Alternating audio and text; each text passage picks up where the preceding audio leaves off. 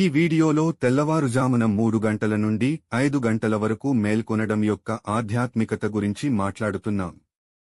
ఈ సమయంలో అల్లాహ్తో మరింత లోతైన సంబంధం ఏర్పరచుకునే 7 శక్తివంతమైన చర్యలు తెలుసుకుందాం.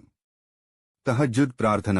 రాత్రి చివరి మూడో భాగంలో ఈ ప్రత్యేక ప్రార్థన చేయడం వల్ల శాంతి మరియు ప్రశాంతత లభిస్తుంది. ఖురాన్ చదవడం. ఈ సమయం ఖురాన్ చదవడానికి ఉత్తమం, అల్లాహ్తో మీ సంబంధాన్ని బలపరుస్తుంది. దువా చేయడం. ఈ సమయంలో చేయబడే దువాలు అత్యంత శక్తివంతమైనవి, అల్లాహ్ దగ్గరగా ఉంటాడు. ధిక్ చేయడం. అల్లాహ్ను స్మరించడం మీ మనసుకు శాంతి మరియు ప్రశాంతతను అందిస్తుంది. క్షమాపణ కోరడం.